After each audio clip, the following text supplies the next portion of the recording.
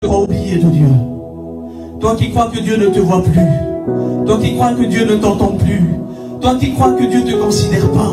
Toi qui crois que Dieu est bien, que Dieu ne te bénit plus, que Dieu n'a plus les regards sur toi. Et tu vois toujours les autres être bénis. Et tu te dis, mais c'est toujours Bartimée qui est béni. Toujours Bartimée qu'on appelle. Toujours Bartimée qui est cité. Mais moi, je suis toujours mis de côté. Moi, je suis toujours dans mon coin.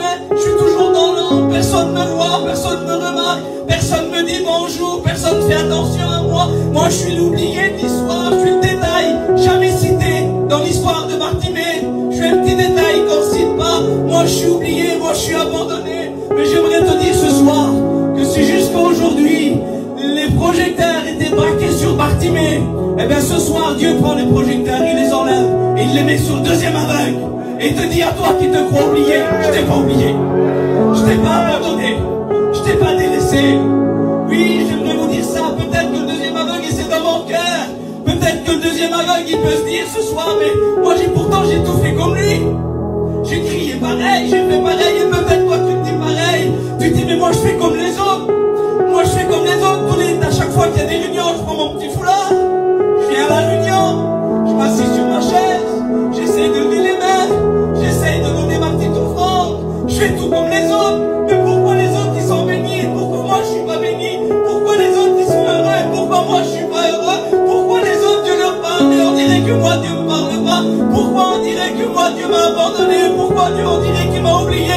Pourtant je prie, pourtant je pleure, pourtant j'ai des combats. Et tu crois que Dieu t'a oublié, tu crois que Dieu a abandonné. Et j'aimerais te dire ce verset de la parole de Dieu dans Isaïe 49 verset 14, il dit: si on disait l'Éternel m'abandonne, le Seigneur m'oublie. Et c'est peut-être ce que tu t'es dit ce soir, que tu te crois oublié de Dieu. Mais il est dit comme ça, c'est Dieu qui va répondre, il va dire: une femme oublierait-elle l'enfant qu'elle a allaité? N'a-t-elle pas pitié du fruit de ses entrailles? Eh bien même quand elle l'oublierait, dit l'Éternel, moi je ne t'oublierai pas. Seigneur, comment tu peux pas m'oublier? L'amour de Dieu pour toi, mon frère, ma soeur, est plus important que l'amour qu'une mère peut porter à son enfant. Vous savez, on a déjà entendu parler qu'une mère a abandonné un enfant, on a déjà entendu parler de ça.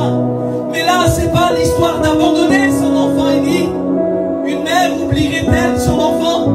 Ça veut dire que même si une mère aurait abandonné son enfant, même si elle l'aurait abandonné, à chaque fois qu'elle fermera ses yeux, elle repensera à lui.